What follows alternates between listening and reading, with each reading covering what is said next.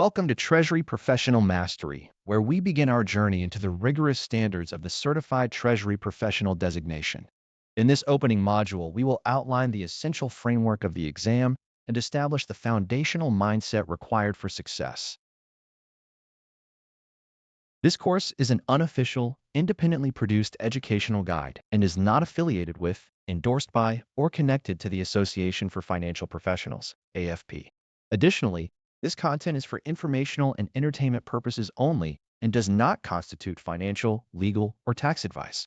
Always consult a qualified professional before making financial or legal decisions. Achieving the CTP designation is arguably the most significant milestone for anyone looking to distinguish themselves in the crowded field of corporate finance. This course is meticulously designed to bridge the gap between academic theory and the pragmatic, high-stakes decisions you face daily in the Treasury Department. By committing to this curriculum, you are not just studying for an exam, you are adopting a global standard of excellence that signals to employers your mastery of liquidity, risk, and capital management. We provide a structured environment that dissects the complexities of the Association for Financial Professionals syllabus into manageable, actionable modules. Our approach focuses on the logic behind Treasury management decisions, ensuring that you understand the why rather than just memorizing definitions. You will gain clarity on the examination structure, including the specific weightings assigned to each domain, which allows you to allocate your study time with surgical precision. We cover the full scope of professional ethics and standards of conduct, which serve as the bedrock for the certification. This module serves as your roadmap, orientation, and primary tool for navigating the intricate landscape of the Treasury management handbooks that define your testing future. The value of this certification extends far beyond the badge itself, as it places you within an elite group of practitioners recognized for their ability to navigate global Treasury challenges.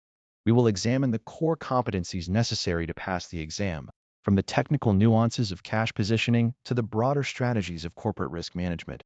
You will learn how to approach your daily career responsibilities through the lens of a certified professional, integrating best practices into your operational workflow. The primary objective here is to equip you with the mental models necessary to simplify complex scenarios, making the exam day feel like a natural extension of your professional expertise.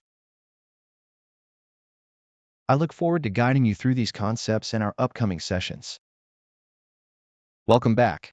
In this chapter, we will explore the essential roles within a Treasury department and the complex global regulatory environment that dictates how those functions operate.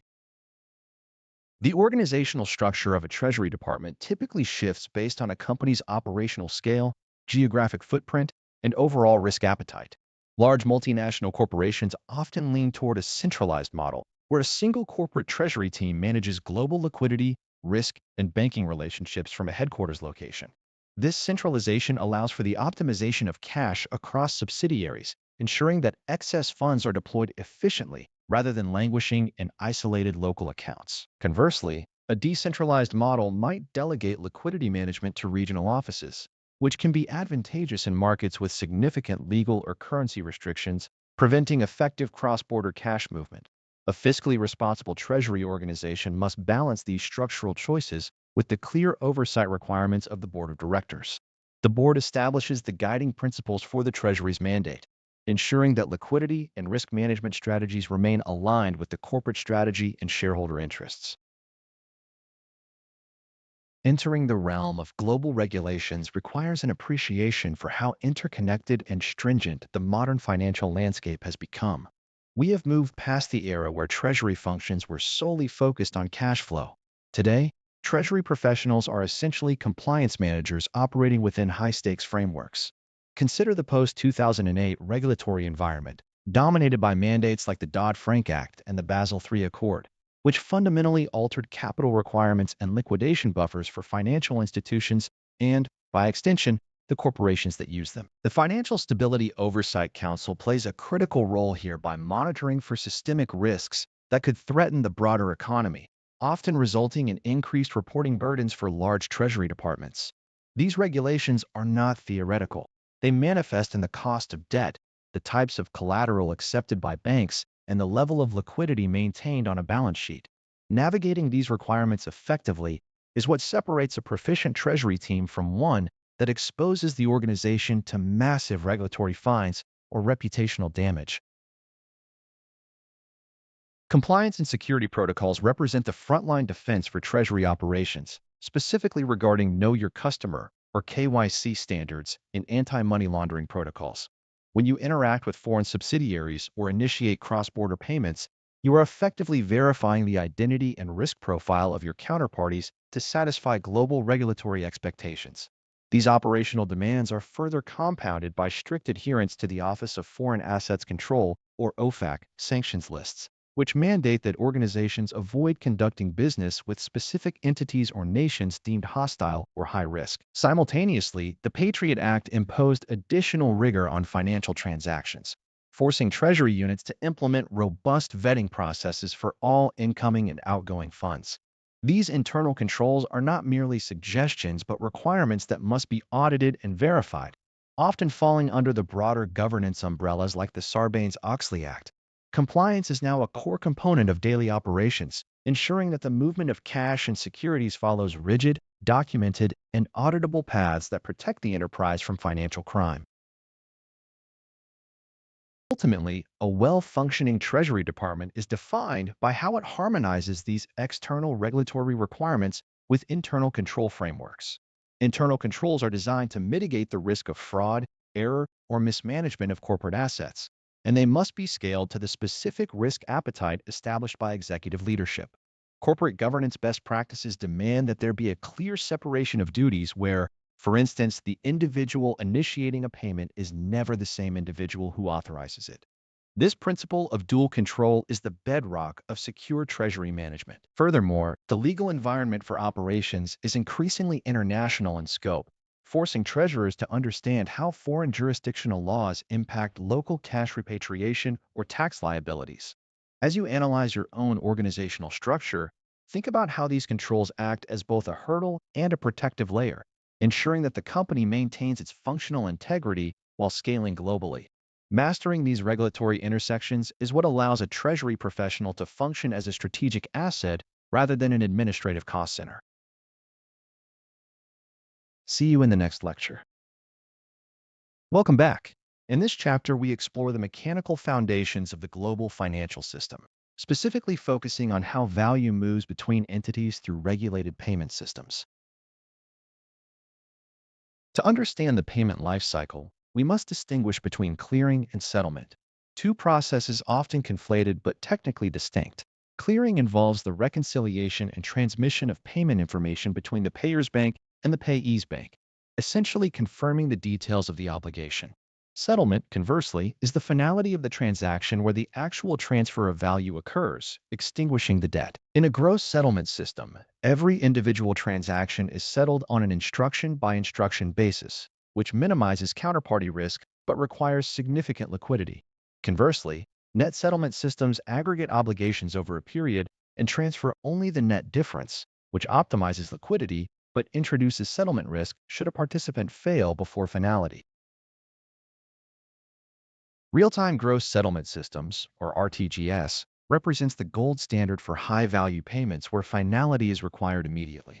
Within the United States, Fedwire is the primary RTGS network, where transactions are processed individually and settled against reserve accounts held at the Federal Reserve. Because these are irrevocable and immediate, Fedwire is essential for critical enterprise tasks such as interbank settlements and large-scale corporate disbursements. In contrast, CHIPS, the clearinghouse interpayment system, utilizes a multilateral netting process for high-value international and domestic payments. While also providing substantial throughput for financial institutions, CHIPS manages liquidity through a centralized queue that minimizes the capital institutions must hold to facilitate the daily volume of traffic. The messaging architecture that bridges these systems relies heavily on the SWIFT network, which provides a standardized platform for secure financial communications. Each participant in this ecosystem is identified by a Business Identifier Code, or BIC, which acts as a unique address for an institution, ensuring that instructions are routed to the correct destination. These messages follow rigorous international standards, such as ISO 20022, which facilitates machine-readable data across borders. As international payments move across multiple jurisdictions, They often require correspondent banking relationships where nostro and vostro accounts are used to manage cross-border liquidity. This complexity creates challenges in tracking funds, as transparency can diminish whenever the transaction hops through intermediary institutions. The automated clearinghouse, known as ACH, serves a different purpose, specializing in high-volume, low-value batch processing rather than the immediate finality of wire networks. Operating under regulations and rules dictated by the NACHA organization, the ACH system allows for both credit and debit entries to be processed in files rather than individually.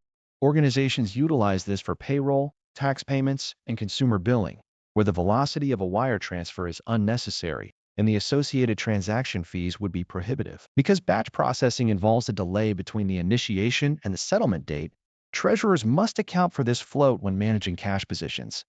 Understanding these timelines is essential for maintaining liquidity buffers without tying up excessive working capital in pending status.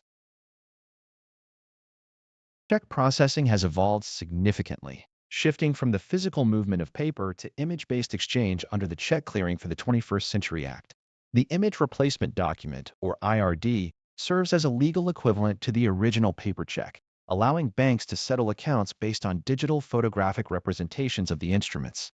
Remote deposit capture further enhances this efficiency by allowing remote branches or corporate treasury departments to scan checks and transmit data directly to the bank. This reduction in the physical transportation of paper documents has substantially decreased the cost and time delays associated with traditional check float.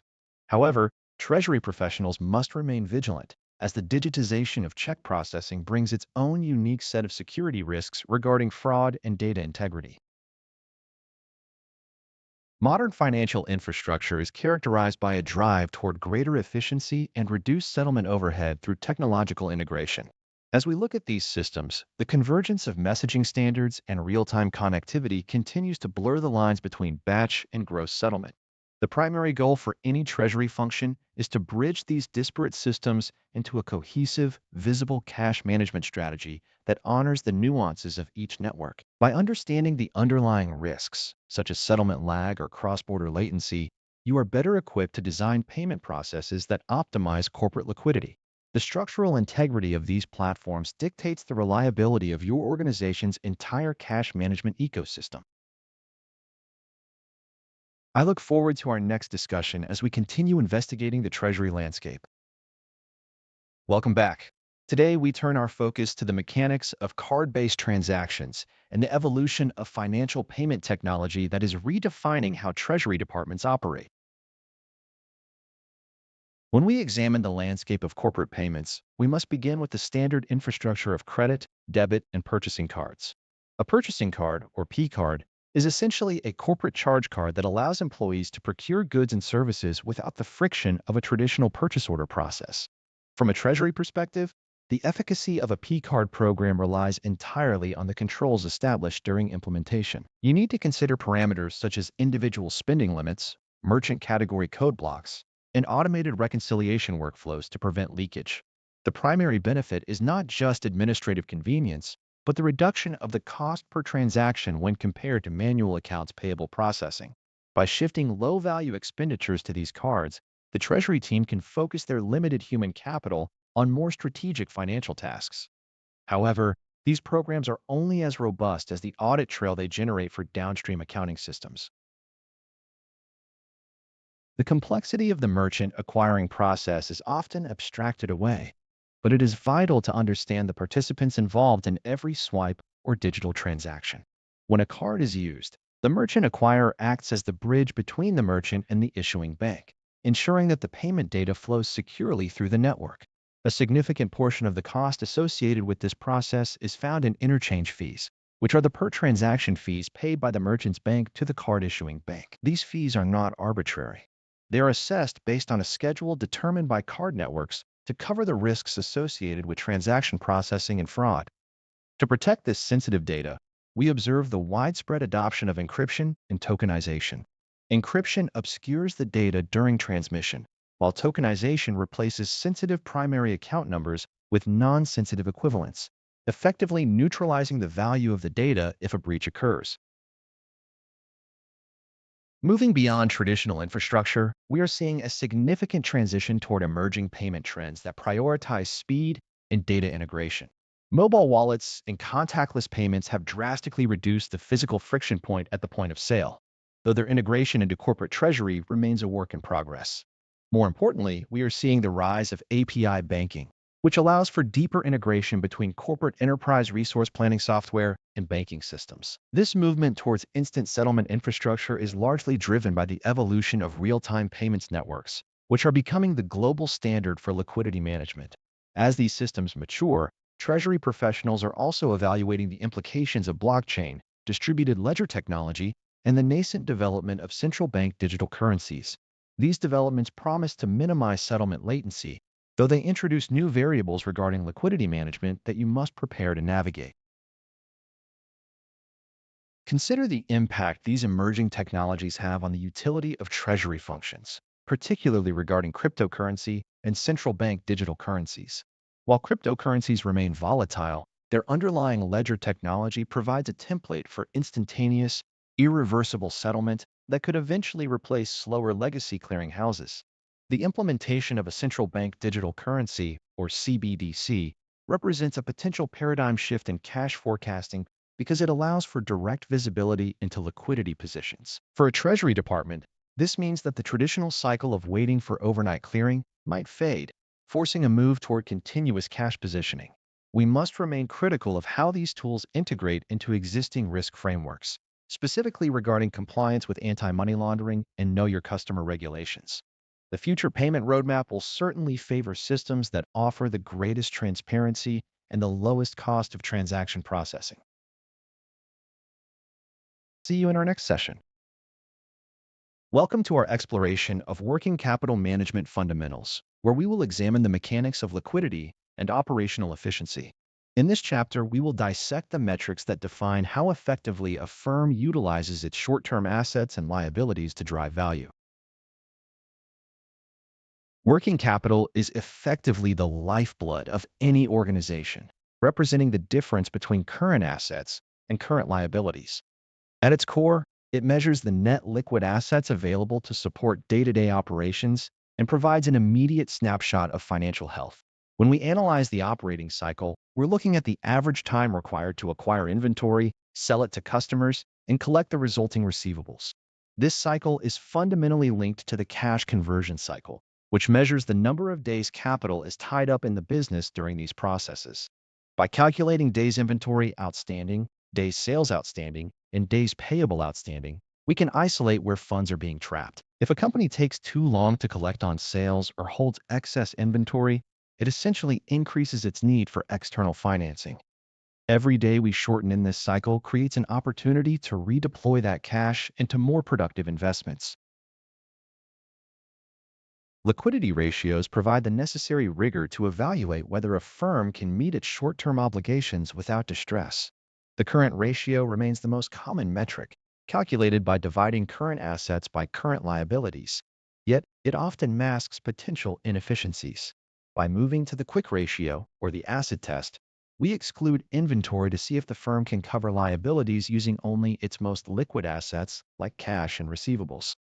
This filtering process is crucial when assessing firms with specialized or slow-moving inventory. We then extend this analysis to efficiency metrics like the working capital turnover ratio, which tells us how many dollars of sales are generated for every dollar of invested working capital. High turnover usually signals a lean operation, but it can also indicate a risky lack of a safety buffer. Balancing these efficiency ratios against standard industry benchmarks allows a treasurer to identify whether their liquidity profile is optimal or merely an outlier.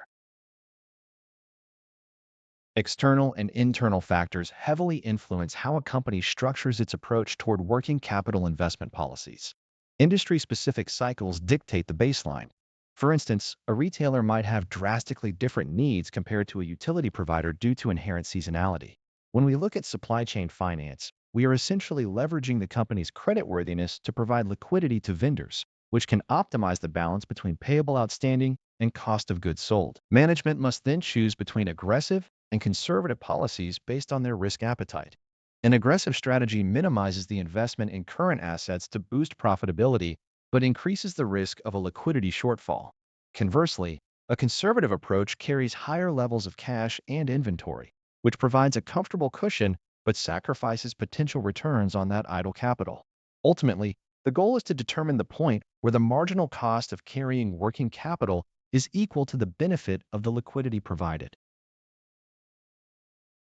See you in the next lecture. Welcome to the chapter on receivables and payables management, where we explore the strategies necessary to optimize your organization's cash conversion cycle. By mastering these components, you will gain the technical expertise required to manage liquidity with precision and enhance overall corporate value. Effective management of accounts receivable begins with a robust credit policy that balances the desire for sales growth with the reality of default risk. When you establish credit terms, you are essentially providing an interest-free loan to your customers, which directly impacts your company's working capital position. Conducting a thorough credit analysis involves evaluating the 5 C's of credit, which include character, capacity, capital, collateral, and conditions, to determine the likelihood of timely payment. Once credit is extended, your collection procedures must be standardized to minimize days sales outstanding, ensuring that receivables turn into cash as quickly as possible. If a customer fails to meet the agreed terms, having a clear escalation path for dispute management is critical to maintaining both cash flow and valid vendor-client relationships. By integrating these practices, a treasury professional transforms the receivables process from a simple accounting function into a strategic tool for liquidity management.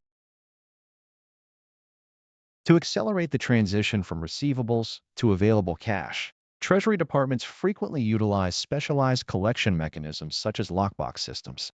A wholesale lockbox is typically designed for high-dollar, low-volume business-to-business transactions, while a retail lockbox serves environments with high-volume, low-dollar consumer payments.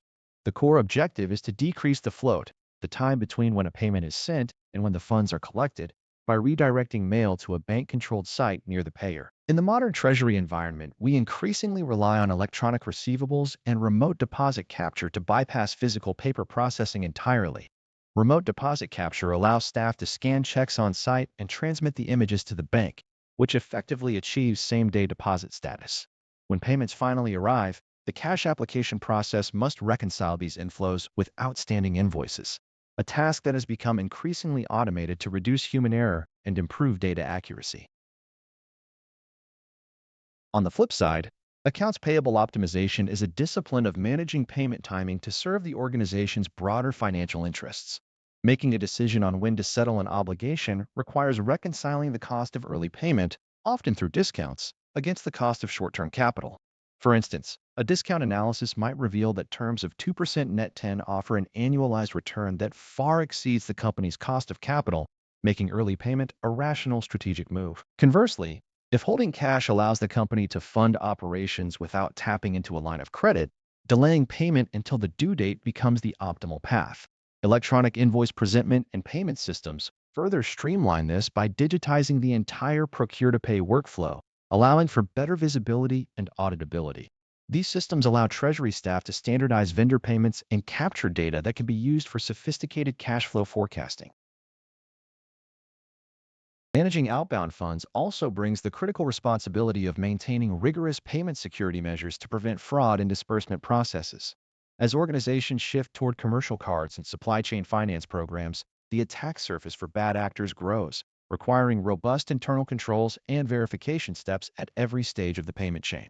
Supply chain finance, or reverse factoring, allows a company to leverage its own credit rating to provide suppliers with early payment, often through a third-party financier. This strengthens the vendor relationship while allowing the buying firm to maintain its preferred payment terms. Furthermore, techniques such as dynamic discounting allow for variable payment dates that adjust based on the supplier's immediate need for liquidity. Throughout all these operations, the primary mandate remains the mitigation of risk, ensuring that every dollar paid out is authorized, accurate, and directed to the correct recipient. I will catch you in the next lecture. Welcome back to our journey through the essential functions of corporate treasury management. Today, we focus on how organizations maintain visibility over their liquidity through cash positioning and forecasting. Cash positioning is the foundational daily process of determining the firm's net cash balance across all bank accounts and legal entities. Treasury professionals begin each morning by reconciling the anticipated versus actual end-of-day balances from the previous period. This involves monitoring bank balances to ensure they meet target balance requirements defined by bank agreements. If an account has a surplus, Treasury may initiate a sweep toward a central account, whereas a deficit requires funding from the parent company or a credit line. The primary goal is to ensure that operating accounts have sufficient liquidity to cover today's obligations while minimizing idle cash balances that yield no return. Organizations often utilize zero balance accounts or ZBA structures to automate this internal liquidity movement. Under a ZBA arrangement, disbursement accounts are automatically funded to exact requirements daily, effectively concentrating excess cash into a single master account at the close of every business day. Effective cash concentration is a strategic requirement for global entities, as it allows for the centralization of liquidity, reducing bank charges and interest costs. Physical pooling involves the actual movement of funds from subsidiary accounts into a header account, which simplifies the process of manual positioning.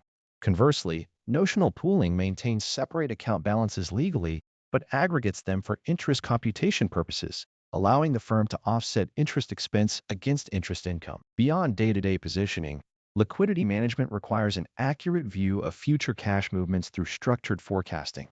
Forecasting rationales vary based on the planning horizon, with short-term models focusing on operational liquidity and long-term models supporting capital allocation or expansion strategies. The time horizon for a short-term forecast might be a rolling 13-week period, which aligns with typical cash management and revolving credit maturity cycles. When we look at methodologies for these forecasts, the receipts and disbursements method stands out as the most common approach. This method involves mapping out individual expected cash inflows and outflows chronologically, providing a granular view of transactional liquidity. Alternatively, the percentage of sales method is often employed for long-term planning where cash flow is presumed to correlate strongly with revenue growth. Financial analysts also utilize statistical techniques like moving averages to smooth out seasonal volatility and identify underlying trends in historical data. More advanced Treasury desks leverage regression analysis to model complex relationships between external economic variables and internal cash flow outcomes. These statistical approaches help remove subjectivity, although they must be balanced against the qualitative insights provided by regional Treasury heads. Choosing the right model depends on the organization's capability to extract high-quality data from internal ERP systems and the predictability of the business cycle. Once a forecast is generated, the work shifts to measuring its efficacy through rigorous accuracy metrics. Treasury must perform variance analysis to compare the forecasted figures against the realized actuals at the end of every period. Identifying the root cause of large variances is a necessary step to refine the forecasting process, as it distinguishes between timing differences and permanent changes in business volume. For instance, a persistent negative variance might indicate that customers are paying slower than current historical data suggests, requiring an adjustment to the model's assumptions. Continuous improvement is achieved through an iterative forecasting process, where feedback loops update the inputs for future iterations. By integrating data directly from enterprise resource planning systems, Treasury can automate the polling of ledger data and reduce the risk of manual processing errors. This integration is essential for improving predictive capabilities, especially in volatile market environments where rapid data availability determines the effectiveness of investment or funding decisions. I look forward to discussing how these liquidity models influence our broader financial strategy in our next meeting. Welcome back. In this chapter, we will master the fundamental relationship between financial accounting standards and the practical realities of corporate treasury reporting. Financial accounting serves as the objective language of business, providing a standardized framework that treasury professionals must navigate daily. At its core, the income statement outlines the company's profitability by detailing revenues, cost of goods sold, operating expenses, and tax implications, which ultimately distill down to net income. This statement is essential for assessing operational performance over a specific period, yet it often hides the reality of cash movement. To bridge this gap, the balance sheet acts as a snapshot of financial health, displaying assets, liabilities, and equity at a singular point in time. Treasury professionals often focus heavily on current assets and liabilities, as these balance sheet line items provide the most direct insight into liquidity. Understanding how specific accounting principles, such as the matching principle or revenue recognition, influence these figures is the difference between a superficial reading of a statement and a deep analytical assessment. When we analyze financial statements through the lens of treasury management, our primary concern is often the cash flow statement. This document resolves the timing differences inherent in accrual accounting, which is the foundational basis for both GAAP and IFRS. The direct method to report cash flows from operating activities is intuitive, as it lists actual cash receipts and payments, providing a clear map of money entering and exiting the organization. However, the indirect method is far more common, as it adjusts net income for non-cash items like depreciation and changes in working capital accounts. Analysts must understand the transition from net income to cash flow, because an entity can be profitable on the income statement while simultaneously experiencing a terminal liquidity crisis. This distinction is vital when performing ratio analysis, which allows us to convert raw data into actionable insights about liquidity, leverage, and profitability. Liquidity and leverage ratios are the guardrails of Treasury strategy, providing a quantitative measure of whether an organization can meet its immediate and long-term obligations. Liquidity ratios focus on the short term, with the current ratio and the quick ratio serving as the primary indicators of a firm's ability to cover current liabilities with liquid assets. Conversely, leverage ratios examine the reliance on debt financing, where the debt-to-equity ratio and interest coverage ratios illustrate the sustainability of a firm's capital structure. Beyond these, management of assets is reflected in turnover ratios, which signal the efficiency of the cash conversion cycle and working capital usage.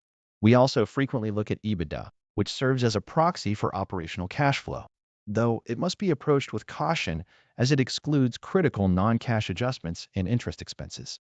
Understanding these metrics enables the treasurer to communicate the firm's creditworthiness to lenders and stakeholders with precision. As we move toward more complex financial structures, it is critical to recognize the accounting treatment of off-balance sheet financing and specific lease arrangements. Recent updates to reporting standards have largely eliminated the ability to maintain operating leases off-balance sheet, requiring most leases to be capitalized as assets and liabilities. This change fundamentally expanded the leverage profiles of many balance sheets and shifted the metrics stakeholders use for performance evaluation. Beyond leasing, the Treasury Department must ensure that the accounting for Treasury instruments, such as derivatives used for hedging, remains compliant. Mark-to-market accounting requires the revaluation of these instruments at current market prices, which can introduce significant volatility into the income statement. To mitigate this, hedge accounting allows for a more synchronized reporting of the derivative and the underlying exposure, provided the effectiveness of the hedge is documented and audited regularly. See you in the next installment. Welcome to the chapter on technology and relationship management, where we integrate the essential digital infrastructure of modern treasury with the art of managing institutional banking partnerships. We will navigate the complexities of treasury management systems, API connectivity, and the vital frameworks required to protect your organization from escalating cyber threats.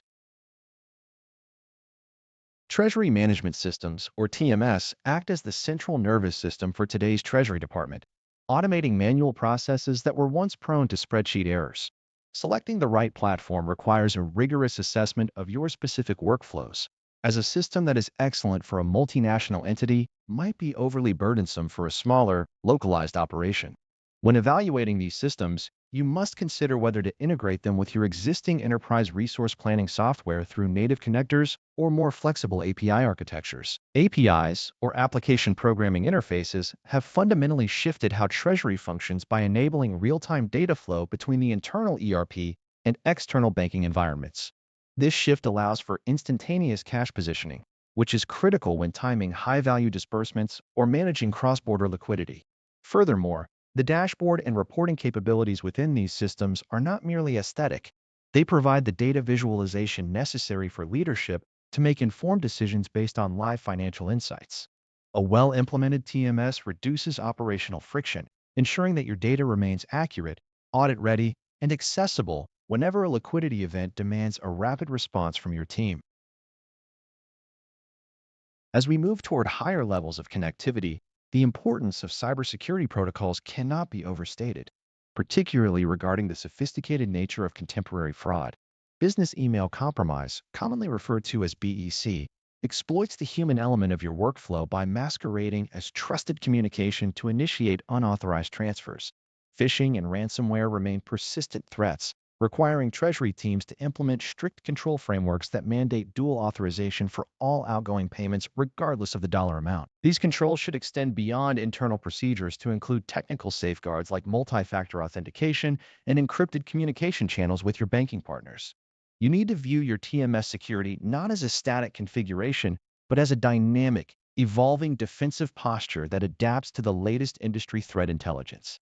By layering these technical controls within your operational policy, you create a robust defense that protects company assets from the increasingly clever social engineering tactics used by external actors. Security is an ongoing commitment to hygiene, regular audits, and the rigorous enforcement of policies that prevent any single point of failure within your payment cycles. Bank relationship management is the human counterpart to your technological infrastructure, shifting from simple transactional processing to a strategic partnership focused on mutual value creation. When initiating a request for proposal, or RFP, you are not just shopping for interest rates, but evaluating the service selection criteria that align with your firm's operational footprint. You should develop custom evaluation matrices that weight factors like local market presence, technological support, and the ability of the bank to integrate with your specific ERP environment. Once a partnership is established, the complexity shifts to maintaining transparency in the billing structure through the analysis of account analysis statements. You must become adept at interpreting AFP service codes, which provide the standardized language needed to reconcile what the bank billed versus what you actually consumed. This exercise in bank fee analysis is essential for identifying inefficiencies, such as paying for features that your daily operations no longer utilize. By managing these costs with the same rigor you apply to forecasting, you effectively minimize the drag of banking fees on your overall working capital. Pricing negotiations are rarely about a single static fee, as they involve a complex interplay between cash balances and service consumption. Banks often look at your earnings credit rate, or ECR, which is the interest rate applied to your collected balances to offset monthly service costs. You must determine whether it is more cost-effective to utilize compensating balances to pay for services through your ECR or to pay cash fees directly from your operating budget. This calculation requires an understanding of your organization's internal cost of capital and the current interest rate environment, as these variables shift the economic benefit of each strategy. A sophisticated treasury professional uses a scorecard to track these banking relationships over time, ensuring that the service quality meets the defined service level agreements. If your scorecard reveals that a partner bank is failing to deliver on promised integration speeds or reporting functionality, you gain the leverage necessary to renegotiate either the pricing or the level of service.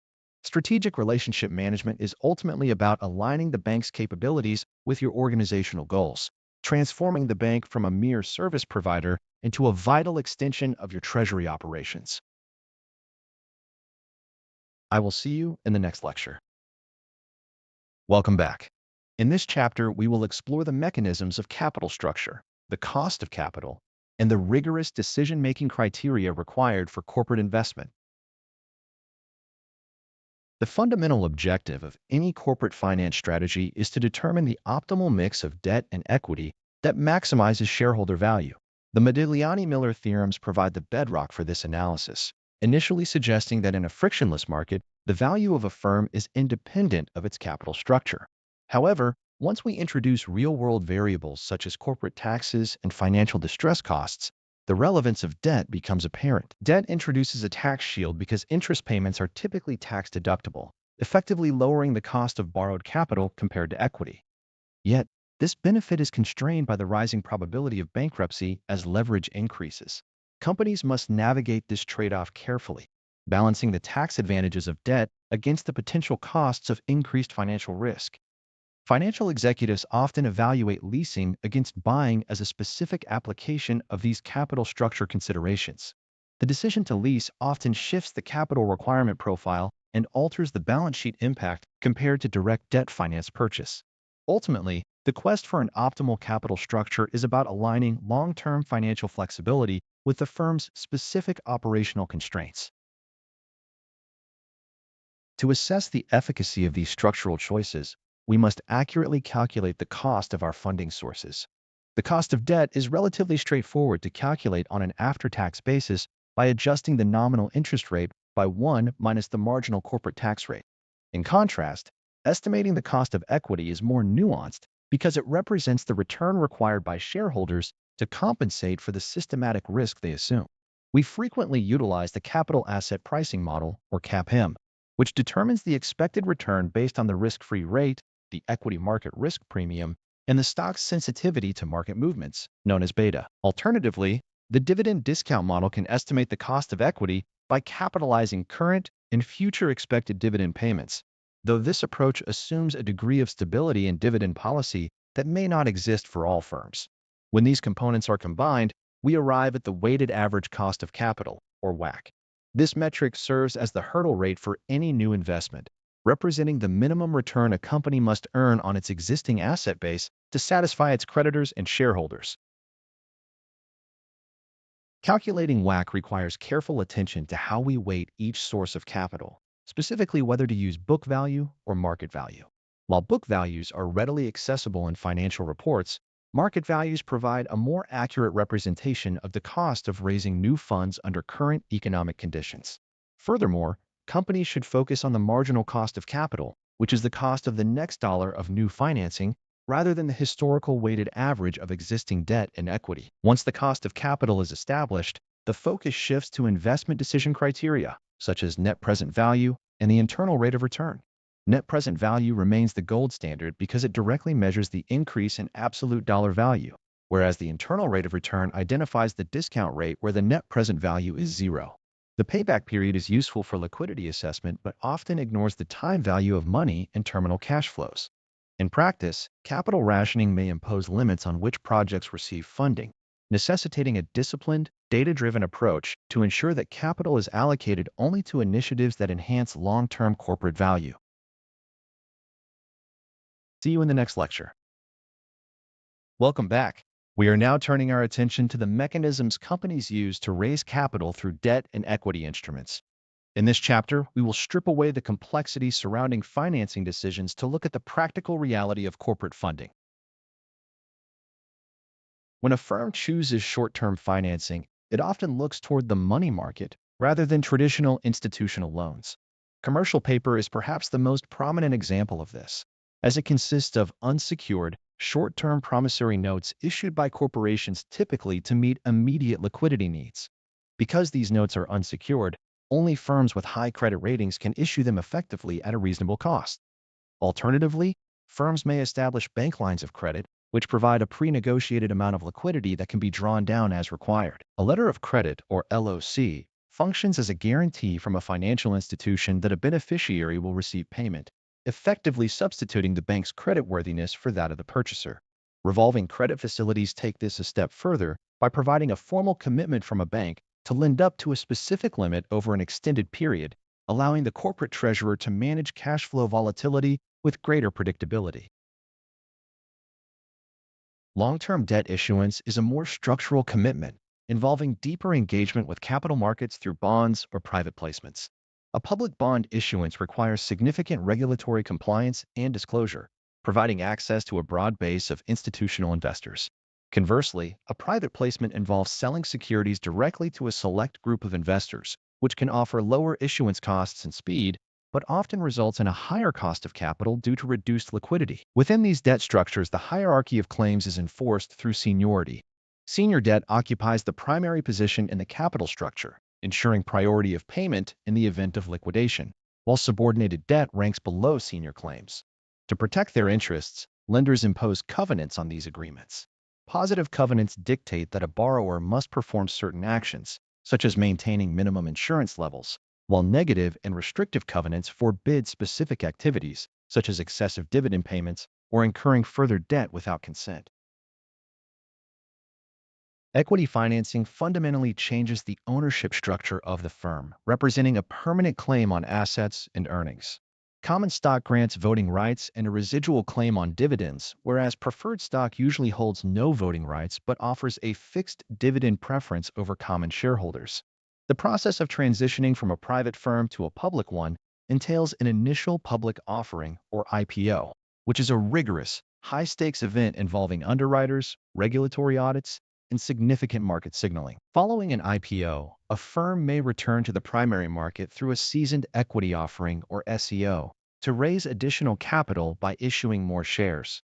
For private companies, venture capital and private equity serve as critical alternatives.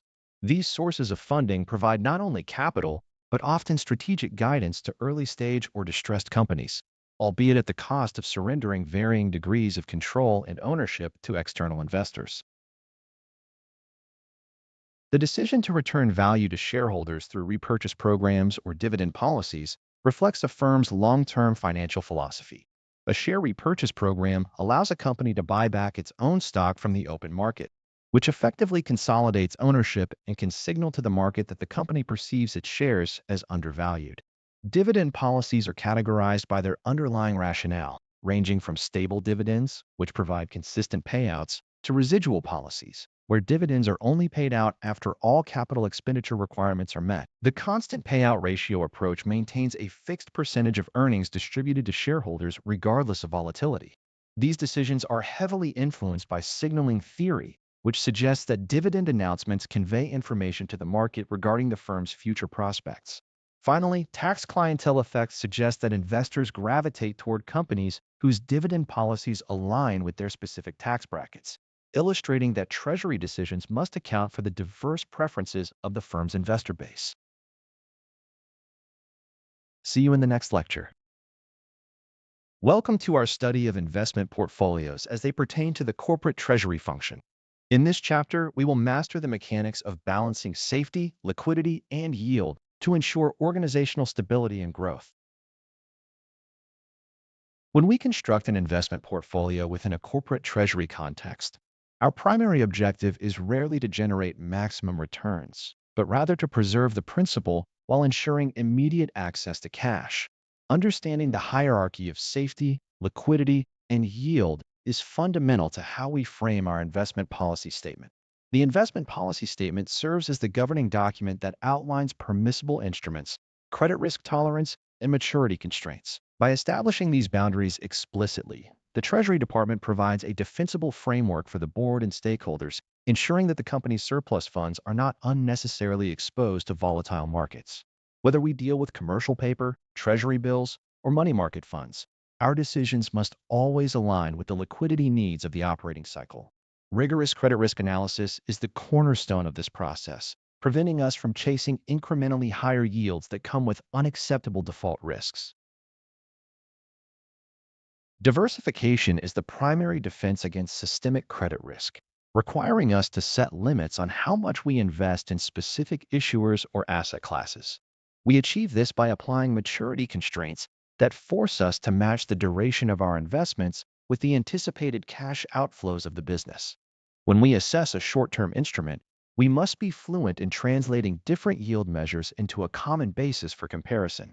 For example, the yield on a treasury bill is typically quoted on a discount yield basis, whereas a certificate of deposit might use a money market yield. To make sound investment decisions, a treasurer must be able to calculate the bond equivalent yield to normalize these diverse inputs.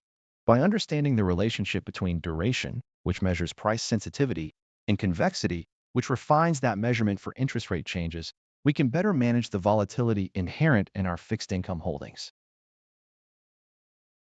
Active portfolio management strategies require a clear understanding of how we structure our maturities to meet future liquidity demands.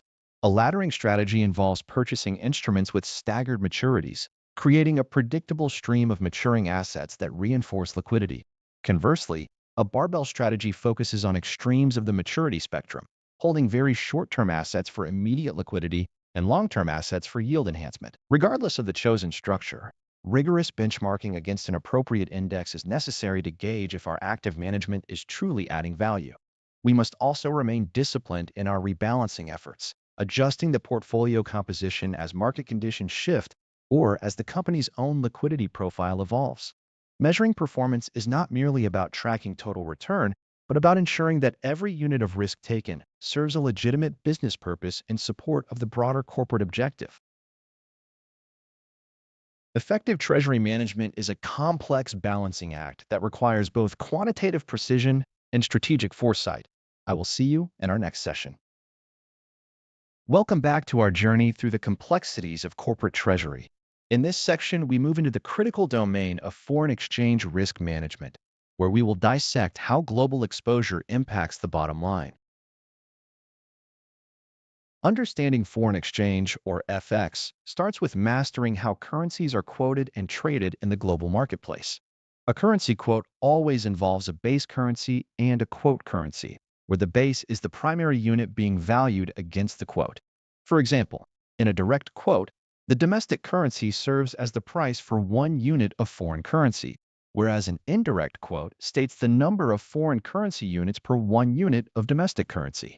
These conventions determine how treasurers calculate their effective cost of capital and profit margins when dealing with international subsidiaries. Spot rates represent the price for immediate settlement, usually within 2 business days, whereas forward rates incorporate interest rate differentials between two countries to price a transaction for a future date. Mastering the mechanics of these quotations is the foundation upon which all subsequent hedging strategies must be built, because errors in reading a quote translate directly into losses during execution. Once you grasp the quotation structure, you must categorize foreign exchange risk into 3 distinct pillars: transaction, translation, and economic exposure. Transaction exposure is the most immediate risk, occurring when a company has contractual cash flows in a foreign currency that will be settled at a future date, such as an account receivable denominated in euros. Translation exposure is purely accounting-driven, arising from the need to convert financial statements of foreign subsidiaries into the reporting currency of the parent company at the end of a fiscal period. Economic exposure, often considered the most strategic and difficult to quantify, relates to the effect of unexpected currency fluctuations on the present value of a firm's future cash flows. Unlike transaction exposure, which is limited to specific invoices, economic exposure touches the firm's long-term competitive position in its market. Effectively managing these requires a rigorous process of exposure identification, followed by precise quantification to determine the net risk position of the entire enterprise. After identifying the risk, a treasurer must choose between natural hedging and external derivative instruments to mitigate potential losses. External hedging involves financial products like forwards, futures, options, swaps, and currency collars to lock in exchange rates or limit downside while retaining upside potential. Forwards are contractual agreements to exchange currencies at a set rate, while futures offer similar functionality but are traded on standardized exchanges with daily mark-to-market adjustments. Options provide a right but not the obligation to trade at a specific rate, which is useful when cash flows are uncertain, though this comes at a premium cost.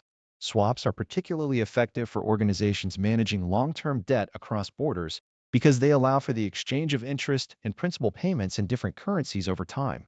Each derivative instrument carries its own cost-benefit profile, and the selection often depends on the urgency of the hedge and the specific requirements of the Treasury Policy Manual. Beyond sophisticated derivatives, internal techniques remain a powerful, low-cost method to reduce net exposure before reaching out to the banking market. Leading and lagging involve adjusting the timing of payments or collections between corporate entities to take advantage of favorable currency movements. For instance, if a subsidiary expects its local currency to weaken, it may pay its foreign invoices early to avoid a higher cost in the future, while delaying collections from foreign customers. Netting, specifically multilateral netting, reduces the total number of transactions by offsetting payables and receivables across multiple subsidiaries, thereby minimizing the volume of currency to be exchanged. Matching is another effective internal strategy where firms intentionally hold debt in the same currency as the revenue generated by its assets to create a natural cushion against volatility. By integrating these internal techniques with external financial hedging, Treasury departments create a robust defense that protects the integrity of long-term financial statements. I look forward to discussing the next topic with you in our upcoming session. Hello, and welcome to this deep dive into interest rate risk and the strategic frameworks Treasury professionals use to navigate it. In this chapter, we will explore the mechanics of risk exposure and the specific hedging instruments available to manage those vulnerabilities. Interest rate risk represents the potential for changes in market rates to negatively impact a firm's net interest income or the economic value of its equity. When we talk about volatility, we are fundamentally discussing the instability of borrowing costs and investment returns over time. A critical diagnostic tool for Treasury professionals is the yield curve, which maps interest rates against different maturities. A normal yield curve is characterized by upward-sloping lines, reflecting the expectation that longer-term investments require higher yields to compensate for uncertainty. Conversely, an inverted yield curve, where short-term rates exceed long-term ones, often signals market anticipation of an economic slowdown. A flat yield curve suggests little variation between short and long durations, often occurring during periods of economic transition. Understanding these shapes requires looking at the expectations theory, which posits that long-term rates are simply a composite of expected future short-term rates. The liquidity preference theory adds a necessary dimension by arguing that investors demand a premium for holding assets that are harder to liquidate. Finally, market segmentation theory suggests that interest rates are determined by supply and demand within specific maturity buckets, independent of other segments. To effectively manage these risks, a treasurer must first identify the specific nature of the exposure through gapping analysis and sensitivity testing. Gapping analysis involves categorizing assets and liabilities by their maturity or repricing dates to determine the net exposure in specific time buckets. If a company has more interest-sensitive liabilities than assets maturing in a particular window, it is considered liability-sensitive and vulnerable to rising rates. Sensitivity testing further refines this by calculating exactly how a move in basis points affects the bottom line, often distinguishing between the impact on earnings and the broader impact on the market value of equity. A common trap is ignoring basis risk, which occurs when the interest rate indices used for assets do not move in perfect lockstep with the indices for liabilities.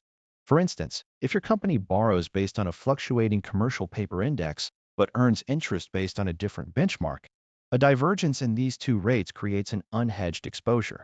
Duration gap management seeks to mitigate this by aligning the weighted average maturity of assets with those of liabilities to neutralize the impact of rate shifts on the balance sheet. Once the risk profile is quantified, the treasurer must decide whether to accept the exposure or utilize hedging instruments to transfer that risk. External hedging tools provide the primary solution, with interest rate swaps standing out as the most widely used contract. In a basic swap, a firm might pay a fixed rate and receive a floating rate, essentially converting a variable rate debt obligation into a synthetic fixed rate liability. If you anticipate rates will rise, locking in a lower fixed rate now through a swap can stabilize future interest expenses.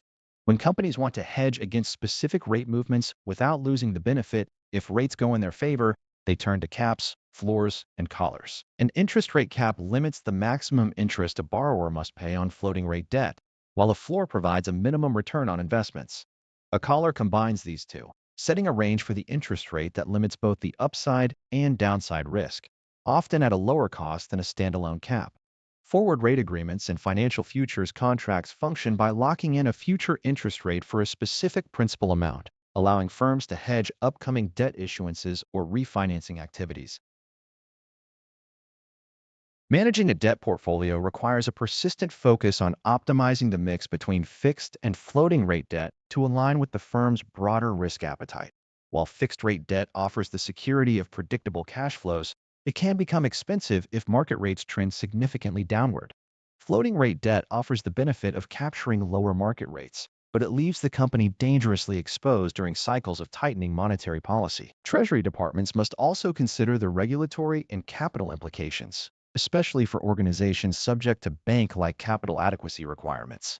Large interest rate fluctuations that significantly degrade market value can trigger regulatory interventions or force a firm to adjust its capital structure to maintain standard ratios. Integrating these hedging strategies requires a systematic approach to forecast rate movements, assess debt profiles, and execute derivatives that align with the company's liquidity goals. By strictly applying gapping analysis and utilizing the appropriate derivative products, you ensure that the cost of capital remains within predefined variance limits, protecting both the income statement and the strength of the balance sheet. I look forward to continuing our discussion in the next lesson. Welcome back to our exploration of the Treasury domain, where today we shift our focus toward the comprehensive discipline of enterprise risk management. This entire chapter is dedicated to navigating the systemic frameworks that allow an organization to identify, evaluate, and mitigate risks across the entire corporate structure.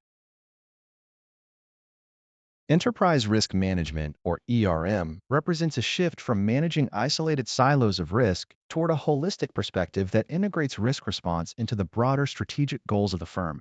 By adopting a structured framework such as the COSO ERM Integrated Framework or the ISO 31000 standard, a Treasury professional creates a common language for risk that transcends individual departments. The primary goal is not necessarily to eliminate risk, but to understand its potential to obstruct value creation so that management can make informed decisions. We look at risk through a lens that encompasses both the upside of taking calculated risks and the downside of failing to contain threats. This discipline requires constant vigilance, transforming risk assessment from a periodic task into an ongoing, dynamic process of organizational health. To implement this effectively, we must first establish the clear distinction between risk appetite and risk tolerance, as these concepts define the boundaries of acceptable behavior. Risk appetite is the broad level of risk an organization is willing to accept in pursuit of its primary objectives, reflecting its overall mission and culture. Risk tolerance, conversely, is the specific, often quantifiable, variation in outcomes that the firm can endure regarding particular objectives or individual projects. If you are launching a new international branch, your appetite defines your willingness to enter emerging markets, while your tolerance sets the maximum percentage loss on capital that you can handle before requiring intervention. Maintaining this boundary requires rigorous identification of factors like operational failures, human error, or legal noncompliance that could push the firm outside its defined safety zone. When we identify a threat, our response usually falls into four categorical strategies: avoidance, transfer, mitigation, or acceptance. Avoidance implies exiting the activity entirely, which is safe but often precludes any return on investment, while transfer shifts the burden of risk to a third party through mechanisms like insurance or hedging instruments.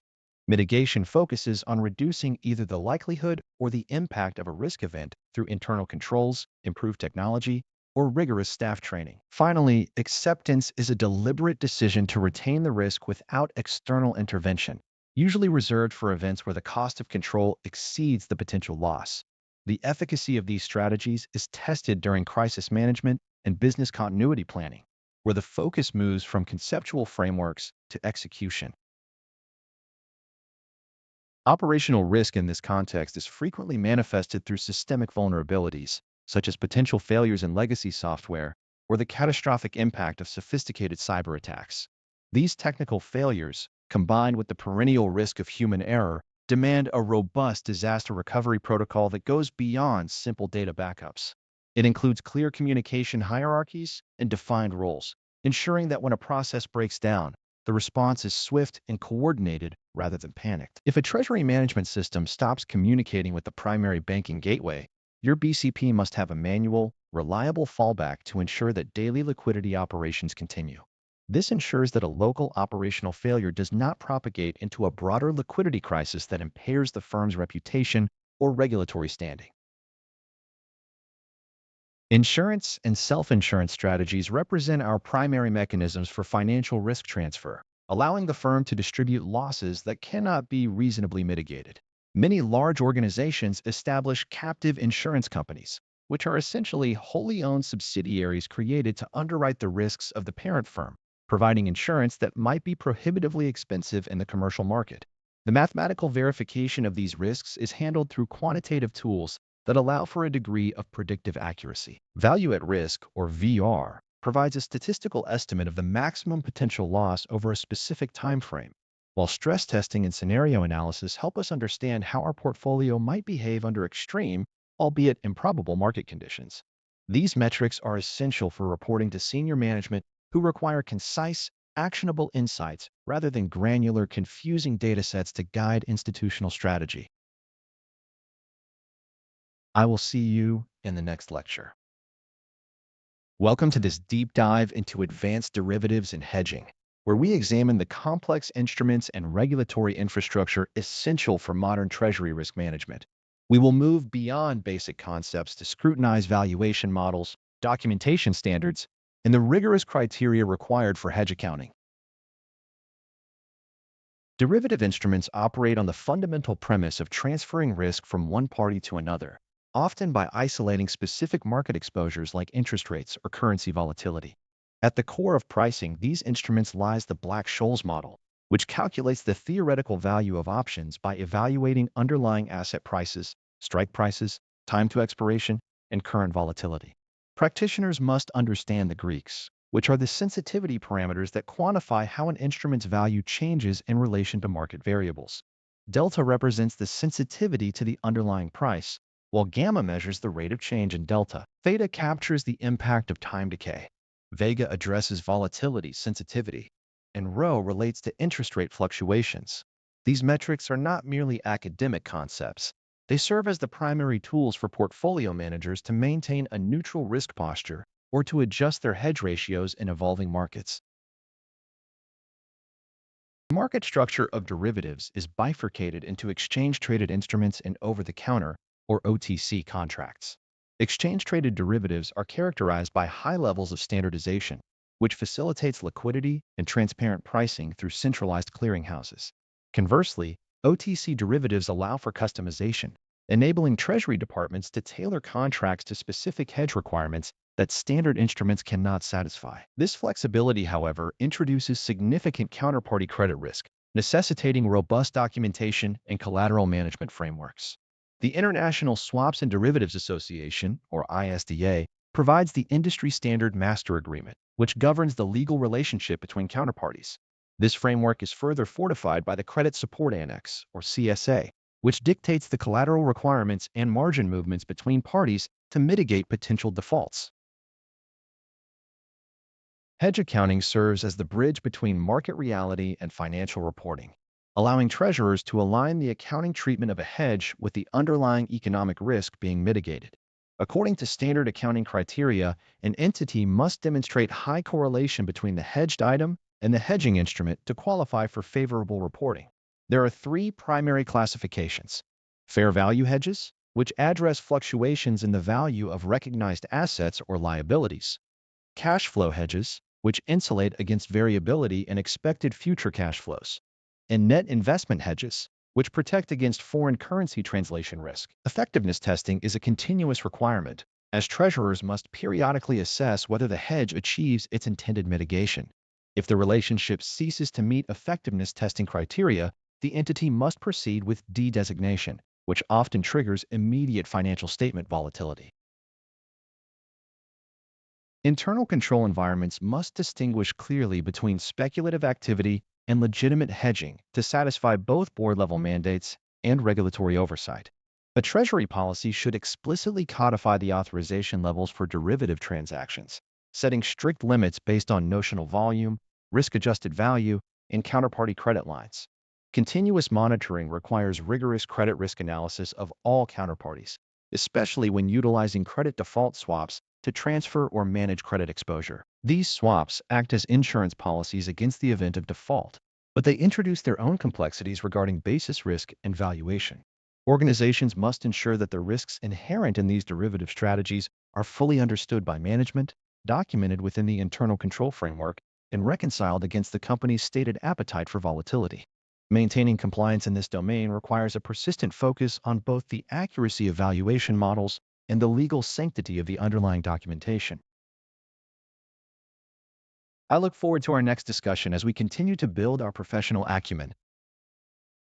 Welcome to the chapter on corporate governance and ethics, where we will examine the structural frameworks and ethical imperatives governing modern Treasury functions. By mastering these concepts, you will gain the clarity required to navigate complex organizational landscapes and position yourself as an indispensable asset to your firm. Effective corporate governance starts at the top, with the board of directors establishing the oversight mechanisms that dictate how Treasury operates. You must view the board not merely as a high-level authority, but as the entity responsible for defining the risk appetite and strategic direction of the enterprise. Within this structure, Audit committees and specific Treasury committees serve as critical control layers, ensuring that financial policies are both robust and consistently applied. Policies and procedures are the practical manifestations of board-level intent, providing the necessary boundaries for daily operations. If these controls are missing or ambiguous, you inevitably invite operational risk, which can quickly spiral into financial loss or reputational damage. Therefore, every Treasury professional should understand the importance of a well-defined control framework that dictates how capital is managed and protected. A cornerstone of sound Treasury governance is the segregation of duties, a concept that is often discussed but occasionally misunderstood in practice. The core idea is that no single individual should have the capability to initiate, authorize, and reconcile any financial transaction without oversight. By separating the front office, which executes trades, from the back office, which settles and reconciles those trades, an organization introduces a necessary point of friction that prevents fraud and error. This is usually enforced through a structured hierarchy known as the limits of authority, or LOA.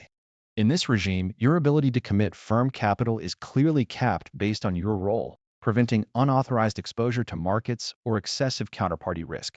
When internal audit collaborates effectively with Treasury, they act as the final defense, verifying that these control frameworks are not merely documents on a shelf, but operating realities in the high-frequency environment of Treasury. Professional ethics and Treasury management are rarely about finding a gray area to exploit. Rather, they are about maintaining the integrity of the capital markets and the trust of institutional investors. Conflicts of interest are perhaps the most common ethical hurdle, requiring you to be hyper-aware of situations where personal gain might intersect with corporate decision-making. You must manage price-sensitive information with extreme caution, as the implications of leaking non-public data are severe, both for your career and for the firm's legal standing. Insider trading prevention is not just a regulatory checklist. It is an organizational culture that rejects the temptation of illicit gains for long-term sustainability. Whistleblower policies provide the necessary safety valve for employees to report irregularities without fear of retaliation, which is an essential component of a transparent corporate environment. When you prioritize ethical behavior, you foster an internal culture of accountability that inevitably strengthens the firm's relationship with its stakeholders. The modern Treasury has also seen a shift toward integrating environmental, social, and governance, or ESG, factors into its core strategy. This is not purely a marketing exercise or a regulatory constraint. It is a fundamental shift in how institutional investors evaluate the long-term creditworthiness of your firm. By considering ESG metrics in investment portfolios or when structuring green bonds, Treasury teams directly influence the company's cost of capital and its standing in the global market. Sustainable financing options, such as socially responsible investment, allow Treasury to align the firm's financial operations with its broader corporate social responsibility goals. Credit rating agencies now explicitly include these factors in their assessments, meaning that poor environmental or social governance can directly impact your financing capability. As you progress, understanding this integration is crucial for any strategist who aims to manage liquidity while simultaneously securing the firm's reputation in an increasingly transparent and scrutinized global economy. I will see you in the next lecture. Welcome to our exploration of strategic treasury planning and its integration into the broader corporate framework. In this chapter, we will master the transition from operational cash management to high-level strategic alignment that drives long-term organizational value.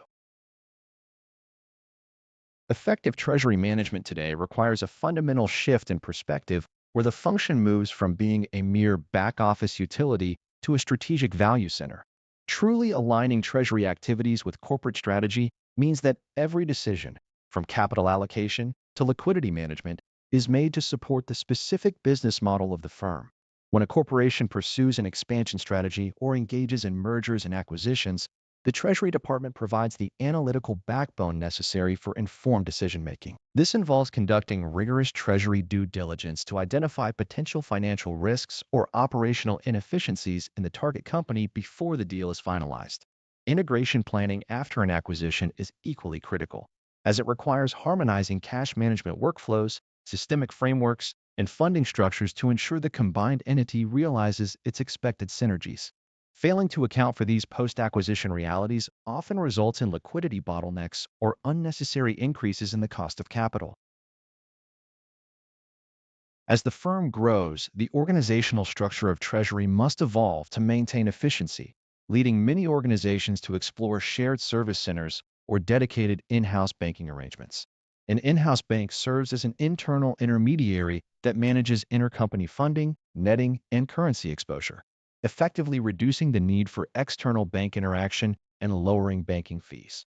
While these models offer significant benefits in terms of centralized cash control and improved visibility, they also introduce complexities related to regulatory compliance and tax implications. When establishing such structures, professionals must carefully consider transfer pricing policies to ensure they remain compliant with local tax authorities while optimizing the global tax position of the corporation. Developing a central treasury maturity model allows the finance team to benchmark their current processes against global best practices and identify exactly which technological or structural improvements will deliver the highest return on investment. Strategic long-term capital planning is arguably the most complex responsibility of a modern treasurer, as it requires anticipating market shifts and interest rate environments years in advance. By maintaining a robust strategic funding plan, the organization ensures that it can access capital markets when conditions are favorable, rather than being forced into financing arrangements during turbulent periods. Treasury departments that succeed in this environment view themselves as internal advisors to the chief financial officer, providing data-driven insights that influence boardroom strategy and capital budgeting. Driving innovation in financial operations through automation and advanced data analytics allows the Treasury to focus more on value creation metrics rather than routine transaction processing. Ultimately, the integration of these Treasury functions ensures that the firm remains agile and well-positioned to fund future growth while mitigating risks that could threaten its capital structure. As you progress through this section, focus on the interconnectedness of these strategic choices and how they reinforce each other to stabilize the corporate entity. I look forward to our next session. Welcome back. In this chapter, we will master the intricacies of bank account analysis, ensuring you can decode statements and optimize your banking relationships effectively. To manage a corporate treasury function effectively, one must treat bank account analysis statements not merely as bills, but as rich data sets that reveal hidden costs and operational efficiencies. These statements summarize the services provided by your financial partners, charging specific fees based on standardized AFP service codes. Understanding these codes is the first step toward invoice reconciliation, as they provide a common language between the bank and your treasury department. When you examine a statement, you are looking at a granular breakdown of balances, volumetric data, and applied rates that dictate your cost of banking. It is not uncommon for treasury professionals to discover discrepancies in these statements, making the ability to audit them directly proportional to the cash savings you can realize. By mastering the language of these statements, you move from being a passive recipient of fees to an active manager of banking costs. The foundation of managing banking costs rests on the interplay between service charges and earnings credit rates. Banks often allow companies to offset service fees by maintaining compensating balances, which the bank then invests to generate income. The earnings credit rate, or ECR, is the interest rate applied to these average collected balances to determine the amount of credit available to pay for services. Since the ECR is often a negotiated variable rate, you must compute the investable balance by subtracting required reserves from your average ledger balance, adjusted for float. Keep in mind that regulators often mandate that a portion of these deposits be held as non-interest earning reserves, which effectively lowers the core balance available to generate credit. Calculating this accurately involves applying the formula where the investable balance is multiplied by the ECR and then divided by the number of days in the year. If the calculated earnings credit fails to cover your service charges, the bank will levy a direct fee for the difference. Analyzing the effectiveness of your banking strategy requires a deeper look at the relationship between price, volume, and variance. A price-volume analysis is a disciplined process that compares your actual service volumes against the expected patterns you established in your service level agreements, or SLAs. When you see a significant variance in specific service categories, such as wire transfers or lockbox processing, you need to investigate the underlying operational cause. Is it a change in customer behavior, a drift in internal payment processes, or perhaps an error in the bank's processing system. By benchmarking these costs against regional peers or standardized industry data, you establish a baseline that allows for informed negotiation. You should approach your bank not as a vendor who sets arbitrary prices, but as a partner whose output is subject to rigorous audit and competitive scrutiny. Clear SLAs ensure that performance standards are met, providing a safety net when service levels begin to degrade. Beyond the technical calculation of fees, you must maintain a strategic oversight of your global banking portfolio. This involves rationalizing the number of accounts you hold, as each active account represents a potential point of failure, increased regulatory risk, and unnecessary administrative overhead. Closing dormant accounts is standard practice, yet it requires careful coordination with internal accounting teams to ensure that all automated clearinghouse, or ACH, and wire instructions have been migrated to the remaining active accounts. Furthermore, counterparty risk and credit quality monitoring are paramount when you decide where to hold corporate liquidity. You should diversify your banking partners to avoid over-reliance on a single institution, especially in an era of sudden market volatility. Finally, never overlook the compliance aspect of this role, particularly regarding the reporting of foreign bank and financial accounts, known as FBAI. Maintaining strict adherence to reporting requirements is essential, as the cost of regulatory non-compliance far outweighs any potential savings from service fee optimization. See you in the next lesson. Welcome back. In this chapter, we explore advanced cash management optimization, focusing on how large organizations consolidate liquidity, manage cross-border complexities, and leverage modern messaging standards to drive operational efficiency.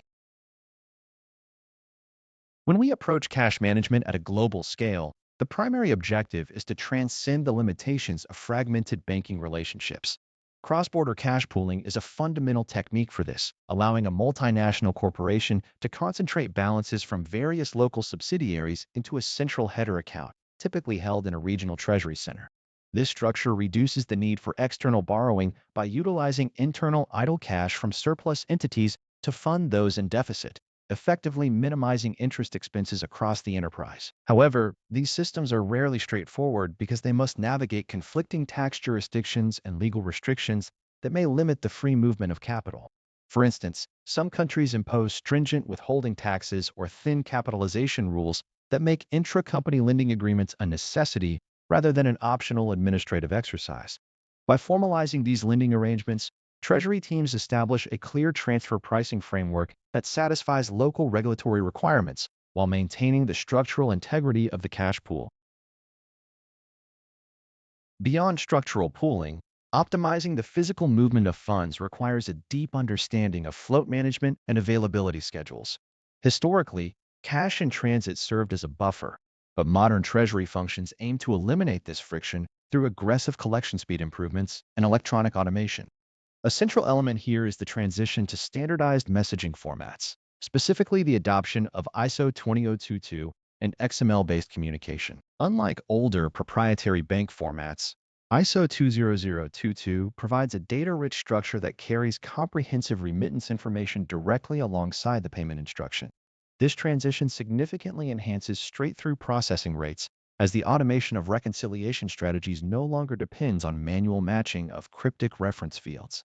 When we can reliably reconcile incoming payments automatically, we reclaim FTE hours and gain a higher degree of granular visibility into our daily liquidity position. To achieve a true global cash view, Treasury departments often deploy aggregator services that function as a virtual overlay on top of disparate banking platforms. These tools pull various local banks to deliver near real-time balance reporting, which is essential for informed decision-making in a high-interest or volatile exchange rate environment. By consolidating accounts and utilizing these aggregators, a Treasury organization can drastically reduce bank fees that often proliferate in decentralized operational models. Global cash visibility is not merely about seeing the numbers. It is about enabling the Treasury to act as an internal bank for the corporate group. As we integrate these technologies, we move away from reactive liquidity management toward a proactive model where cash is optimized at the point of origin. Understanding the intersection of technical standards like XML messaging and the regulatory requirements of regional treasury centers will be a recurring theme as we refine these processes throughout this section of the course. See you in the next lecture. Welcome back. In this lesson, we will move beyond basic liquidity ratios to explore advanced working capital analytics that drive strategic corporate decision-making. When we analyze working capital, we often rely on standard metrics like the cash conversion cycle, which provides a high-level view of operational efficiency. However, true treasury mastery requires the application of statistical process control to these metrics, treating working capital flows as a repeatable production process rather than a static balance sheet item. By applying trend analysis to our receivables and inventory turnover, we can distinguish between systemic improvements in operational performance and mere seasonal noise. Furthermore, identifying the statistical correlation between sales growth and inventory accumulation allows us to determine if our current investment in stock is scaling efficiently or if capital is being tied up in obsolescence. These analytical layers bridge the gap between simple accounting reports and actionable, data-driven treasury management that can foresee shifts in cash availability before they hit the financial statements. Moving into the realm of supply chain finance, we encounter sophisticated tools like reverse factoring, which fundamentally alters the relationship between the buyer, the supplier, and the financing bank. In a traditional supply chain engagement, the supplier bears the cost of financing their own receivables, often at an interest rate dictated by their own credit rating. Through reverse factoring, a credit-worthy buyer allows their suppliers to access capital at the buyer's preferential financing rate, creating a mutually beneficial environment that stabilizes the supply base while preserving the buyer's own cash. To calculate the efficacy of these programs, one must look at dynamic discounting algorithms, which model the trade-off between the cost of capital and the value of early payment incentives. These calculations are not merely transactional, but reflect the underlying strategy of optimizing the enterprise's weighted average cost of capital while simultaneously strengthening long-term vendor partnerships. The impact of these optimization strategies is most clearly visible in the broader context of enterprise value and stock price sensitivity. Analysts and rating agencies do not just look at raw liquidity. They evaluate the quality and reliability of cash flows as a proxy for the firm's ability to survive economic volatility. When a firm initiates aggressive working capital management, it often directly influences its free cash flow yield, which is a primary driver in discounted cash flow valuations. Because the market reacts to predictability, a treasury function that can demonstrate consistent liquidity management is often rewarded with a lower risk premium and, by extension, a more favorable cost of debt. This sensitivity means that every day of reduced working capital translates into tangible value creation that stakeholders expect to see reflected in the firm's overall market capitalization and external credit metrics. Finally, we must address the structural complexities of managing working capital in a global environment where capital is not always fungible. Foreign subsidiaries often face regulatory hurdles, capital controls, or high tax environments that result in trapped cash, preventing the efficient redeployment of liquidity to the parent company. Effective repatriation strategies, such as intercompany lending or royalty payments, must be handled with precise tax planning to avoid eroding the value of the funds we seek to mobilize. During an economic downturn, this challenge becomes acute, as the Treasury must defend liquidity against shrinking margins while ensuring that restricted funds are not left idle in jurisdictions where they cannot support the broader corporate strategy. Mastering these advanced concepts requires a rigorous approach to data, an understanding of regional regulation, and a constant focus on the preservation of shareholder value through disciplined financial stewardship. I look forward to our next session. Welcome to the Treasury Systems Implementation Roadmap, where we will examine the life cycle of selecting and deploying a treasury management system. Through this chapter, you will master the strategic transition from manual processes to automated financial architecture, ensuring you can deliver lasting value to your organization. Building a business case for a treasury management system begins with a rigorous return on investment analysis that transcends surface-level savings. You must account for the total cost of ownership, including licensing, implementation fees, and the ongoing operational maintenance of the software. A thorough cost-benefit comparison often reveals that the true value lies in the reduction of manual error rates and the enhancement of real-time visibility into global liquidity. When presenting this to stakeholders, focus on the mitigation of operational risk and the efficiency gains derived from automated bank reconciliation. It is helpful to treat this not merely as an IT project, but as a fundamental shift in how the Treasury Department consumes and processes financial data. By quantifying the time saved by Treasury staff, you establish a baseline that justifies the capital expenditure required for sophisticated technology. Remember that the selection process is where many projects fail before they even begin due to poorly defined requirements. Always prioritize technical scalability over the allure of trendy features that lack a clear connection to your specific Treasury workflows. The heart of the selection process is the request for proposal, which acts as the mirror reflecting your operational needs back to potential vendors. Developing a robust RFP requires documenting current pain points and future state requirements with granular detail. Once the proposals are in, vendor demonstrations should be conducted using scripted scenarios that force providers to show how their system handles your actual daily bank files.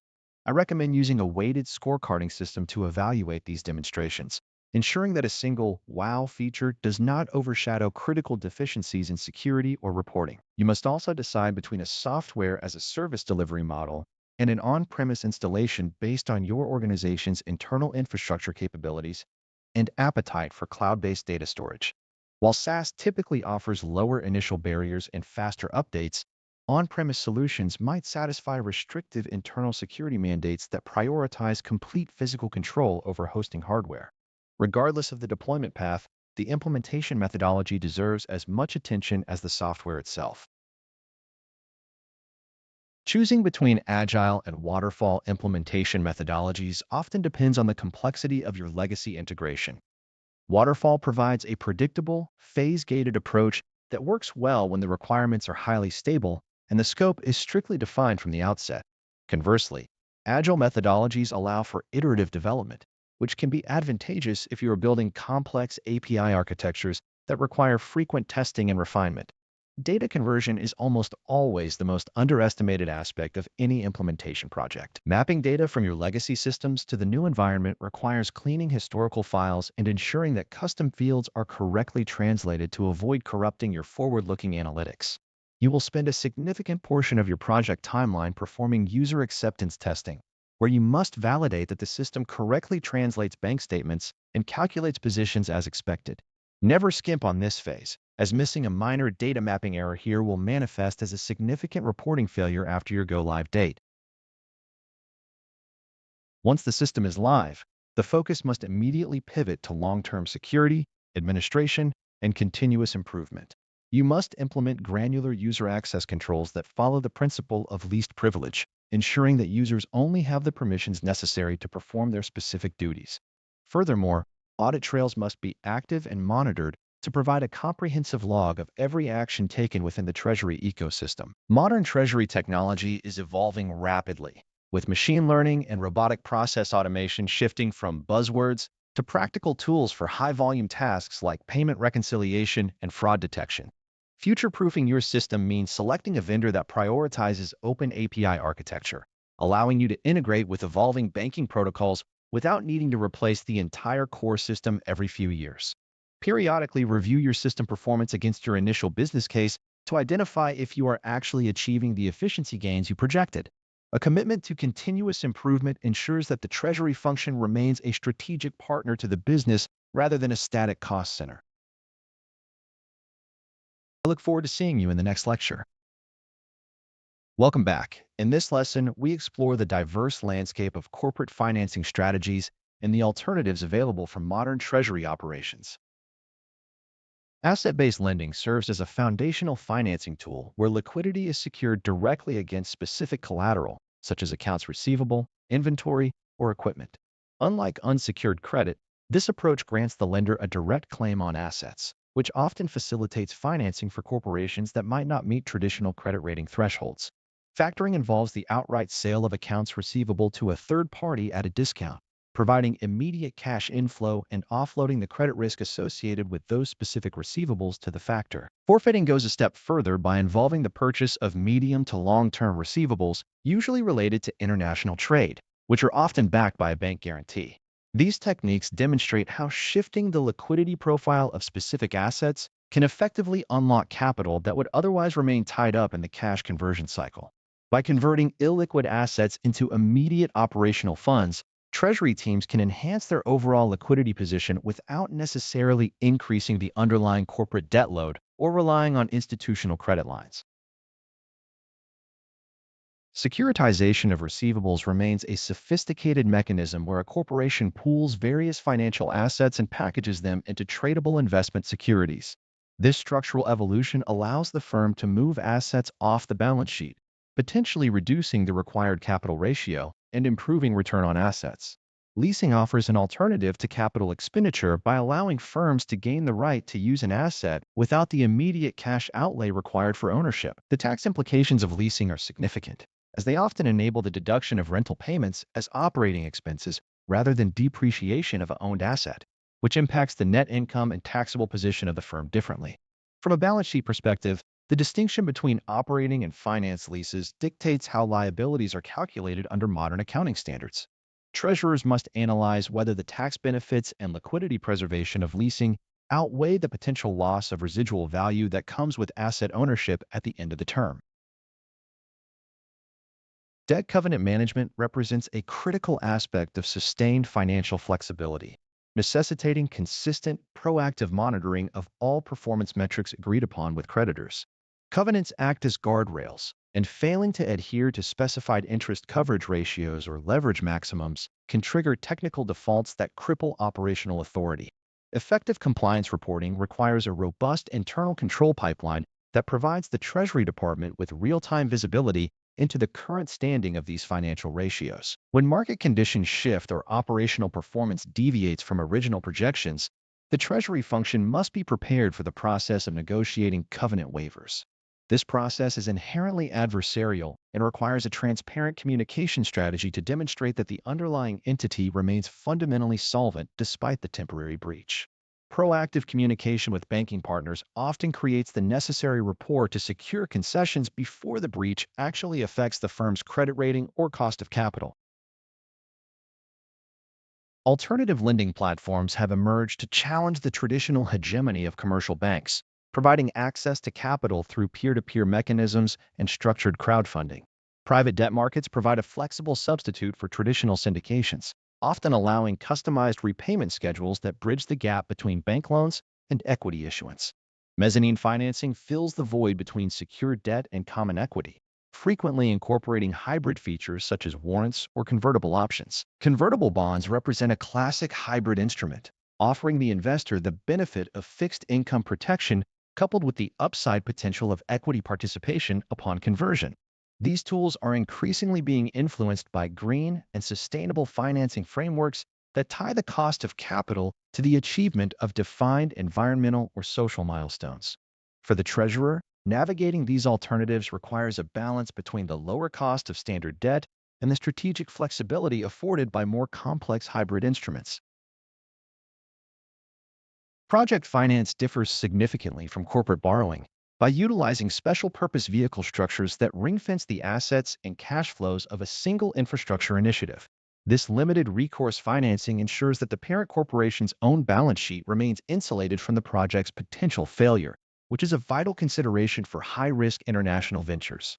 Export credit agencies serve as an essential backbone in this domain by providing guarantees and insurance that mitigate the political and commercial risks inherent in cross-border trade. By partnering with these agencies, companies can access more favorable funding terms and effectively distribute the burden of capital expenditure across multiple stakeholders.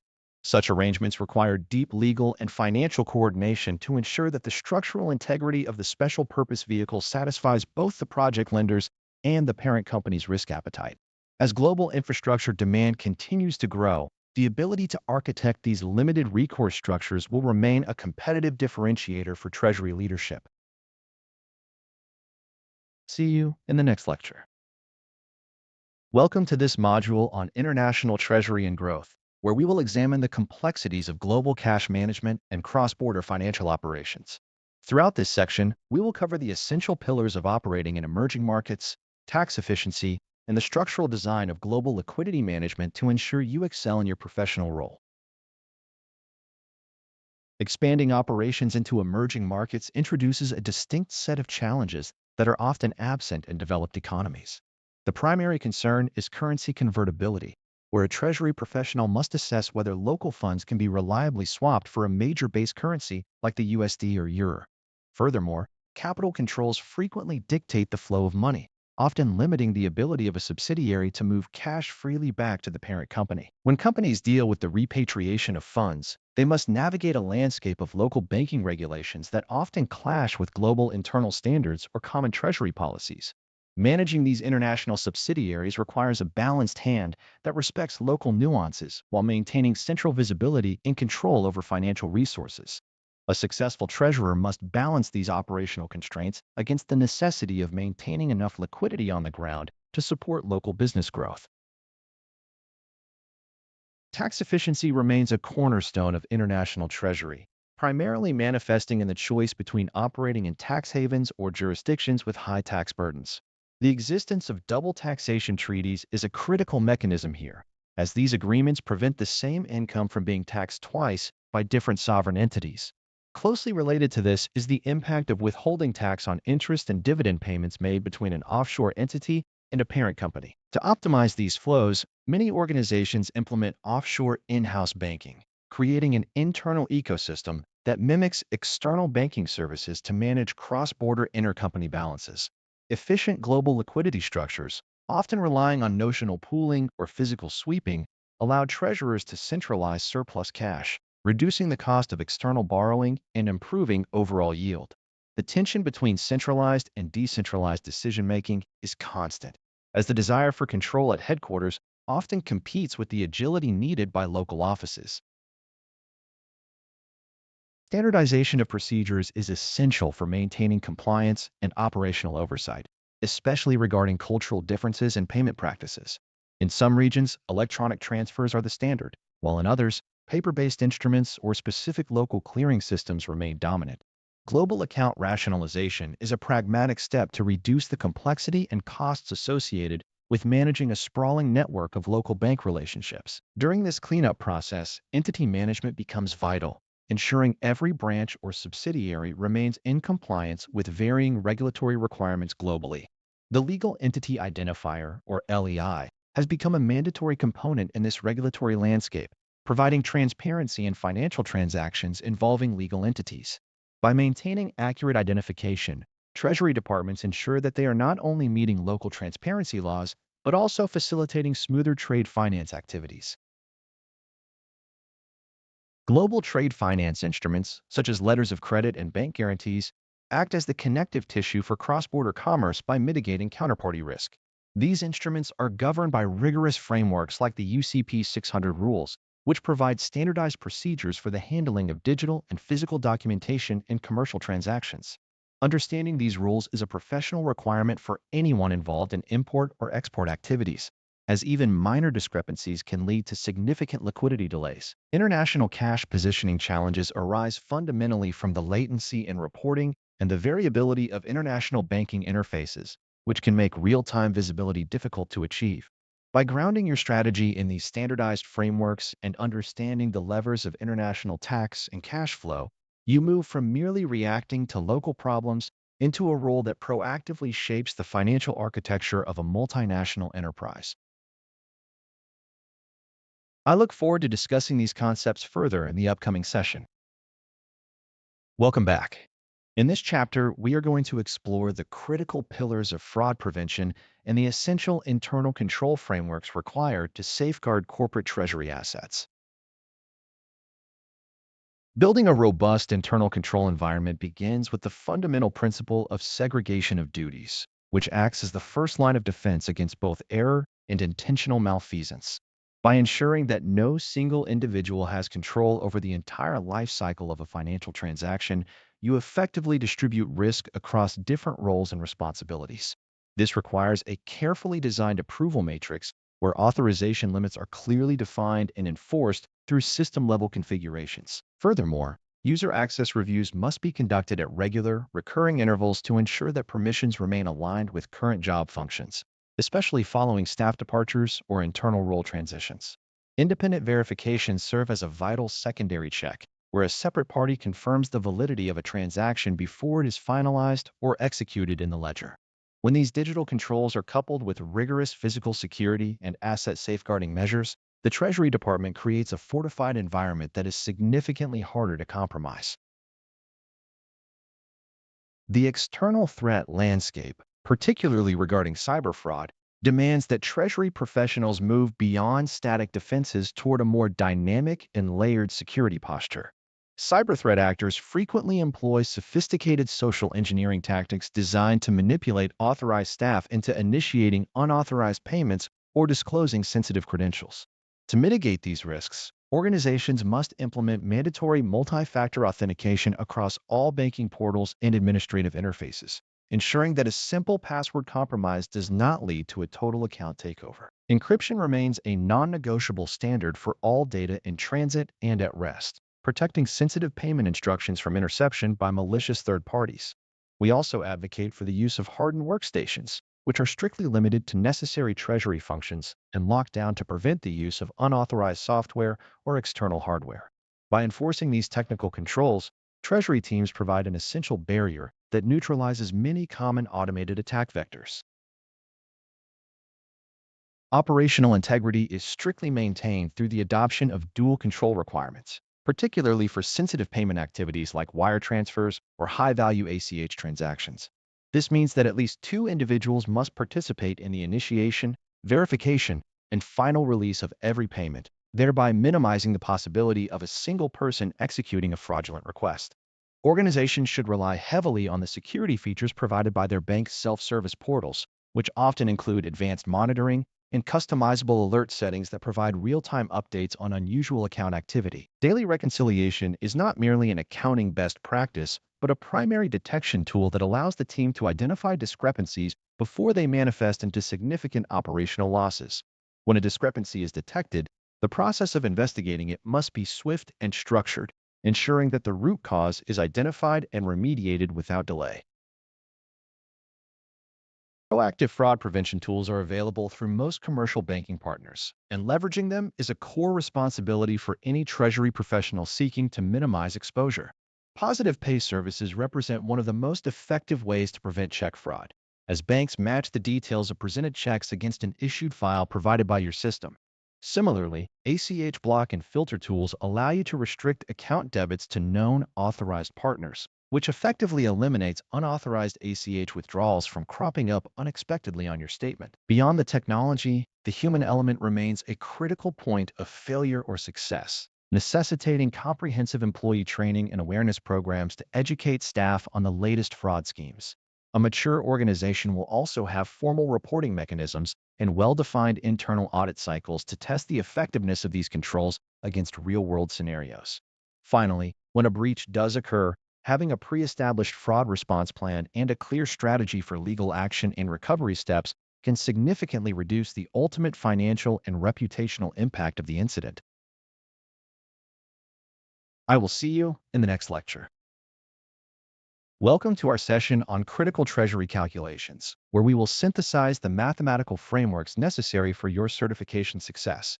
We are focusing today on the quantitative rigor required to pass the exam, ensuring you can apply these formulas under pressure.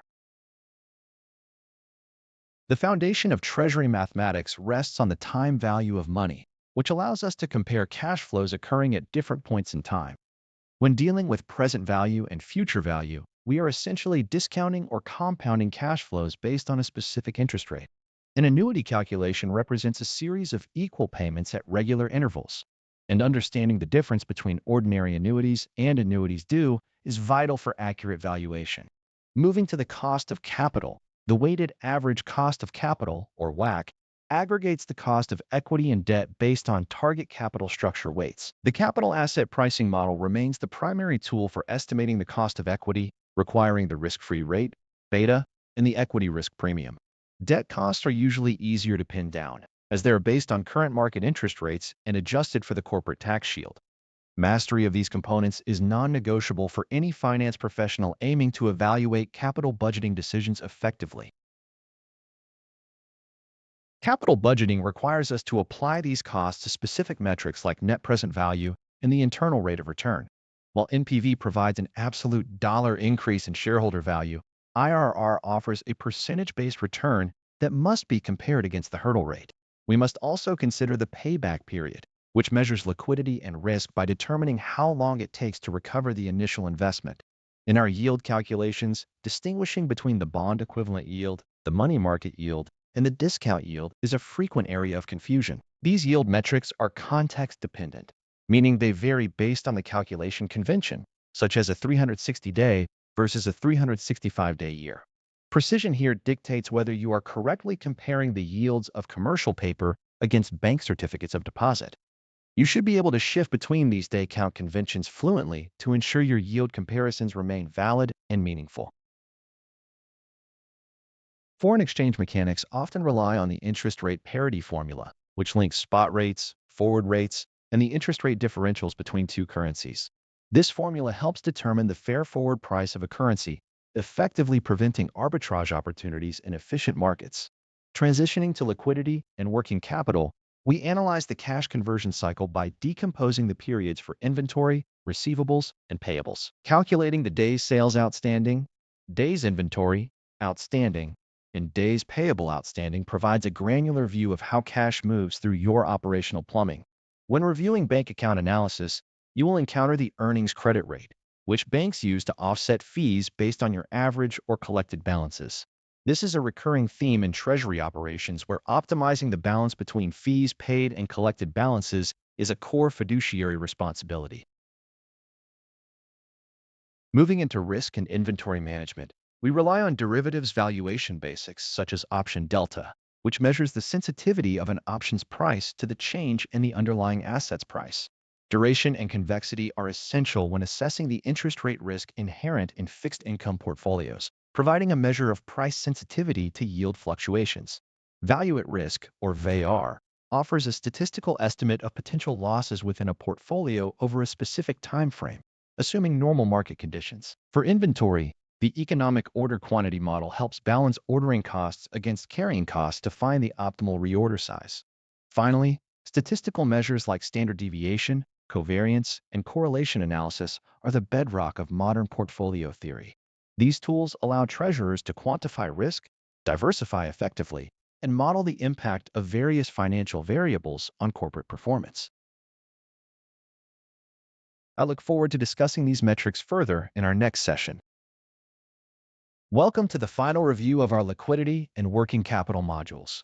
This session synthesizes the interplay between operational cycles, cash management metrics, and the strategic deployment of short-term liquidity instruments to ensure financial health. Understanding the working capital cycle requires a firm grasp of the transformation of cash into inventory through the operating cycle and eventually back to cash via receivables collection. The cash conversion cycle serves as the primary metric for efficiency, measuring the time elapsed between the cash outlay for inventory and the cash inflow from sales. To shorten this cycle, practitioners often look toward inventory optimization techniques like just-in-time, which minimizes holding costs but introduces supply chain dependencies that require careful mitigation. By reducing the inventory conversion period, a firm frees up capital that would otherwise be stagnant, thereby improving its overall return on invested capital. This synchronization of internal processes with external credit terms creates a streamlined flow that defines an efficient treasury function. Receivables policy and payables management function as the two levers to balance liquidity against operational necessity. Credit standards must be set to balance the trade-off between increasing sales volume and the potential for increased bad debt expense or extended collection periods. If your collection strategy is too rigid, you risk damaging client relationships and losing market share to competitors with more flexible terms. Conversely, aggressive payables management through payment timing decisions can preserve cash, but it must be balanced against the risk of straining vendor relationships or losing early payment discounts.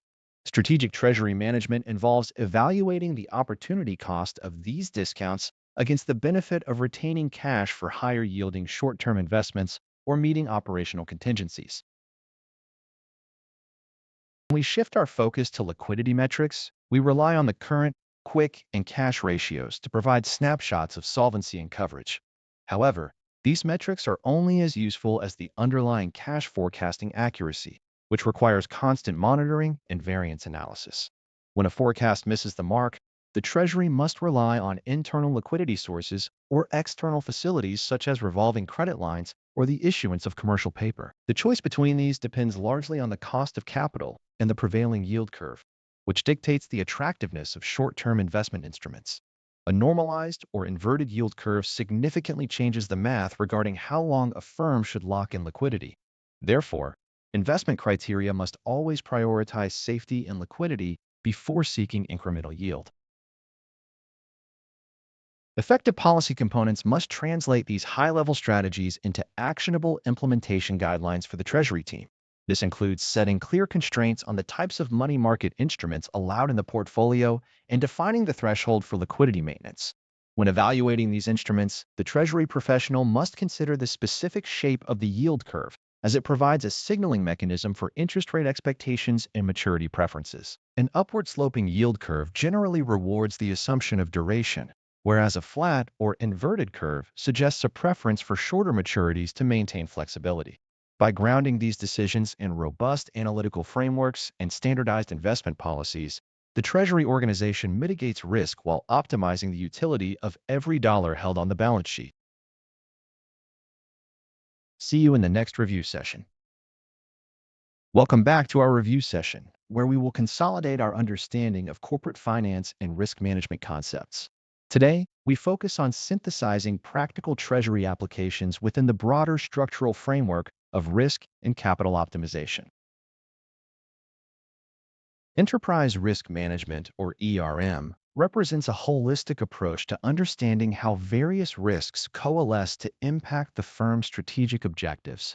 Unlike siloed risk management, ERM requires Treasury to integrate its activities with operations and corporate strategy to identify systematic vulnerabilities. When we look at capital structure optimization, we are essentially balancing the trade-off between the tax shield provided by debt and the inherent costs of financial distress. The weighted average cost of capital, or WACC, serves as the primary hurdle rate for investment appraisal. But one must remember that its utility depends entirely on the stability of the input assumptions. If the capital structure shifts significantly due to a new issuance, the WACC itself becomes a moving target, which can invalidate long-term project evaluations. This requires treasurers to maintain a dynamic view of the firm's cost of capital rather than relying on static historical figures. Managing debt covenants is an exercise in maintaining operational flexibility while adhering to contractual obligations with lenders. These covenants often act as early warning systems, but they can also restrict management's ability to pivot during market volatility. When choosing between issuing equity or debt, the Treasury professional must consider the signaling effect to the market and the impact on existing shareholders. Pricing mechanisms for these instruments are not mere mathematical outcomes. They are reflections of liquidity, credit risk, and macroeconomic expectations. Furthermore, identifying financial risk is only the first step, as quantification often presents the greatest challenge because of the opacity of market movements. Relying exclusively on historical volatility can lead to an underestimation of tail risk, which is why scenario modeling and sensitivity analysis are indispensable tools in a treasurer's kit. Foreign exchange exposure management requires a clear distinction between transaction, translation, and economic risks. Transaction risk is the most immediate concern for a treasurer, as it directly impacts the cash flows of pending contractual obligations. Translation risk, while largely an accounting concern, can influence reporting metrics and, by extension, stakeholders' perceptions of firm health. Economic risk, however, is the most profound, as it describes the long-term impact of exchange rate fluctuations on the competitive position of the business. Mitigating interest rate risk often involves a tactical mix of fixed and floating rate debt, supplemented by derivatives where appropriate. Swaps, caps, and floors are not just speculative instruments.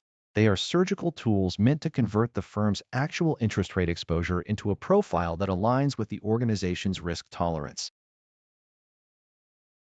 Operational risk controls are the silent pillars that prevent systemic failure, ranging from simple segregation of duties to complex business continuity planning. Insurance acts as a formal transfer of risk, yet it is often the last line of defense after internal controls have been optimized. The capital budgeting process remains the crucible where corporate finance meets operational execution, requiring rigorous project evaluation technique. Utilizing real options in capital investment allows for strategic flexibility, acknowledging that the value of an investment is not just in its base case cash flows, but in the future options it creates. This implies that Treasury must work closely with operational leads to ensure that the risk assumptions embedded in project evaluations are current and robust. Governance, standards, and ethics provide the necessary oversight that guides these complex financial decisions, ensuring that the pursuit of capital efficiency never comes at the expense of long-term organizational integrity. See you in the next lecture. Welcome. Let us review the core components of operations and technology that define the modern Treasury function. In this session, we will synthesize our understanding of payment systems, Treasury technology architectures, and the administrative controls necessary to govern these complex environments. We must start by revisiting the fundamental life cycle of standard payments, specifically the distinction between clearing and settlement mechanisms.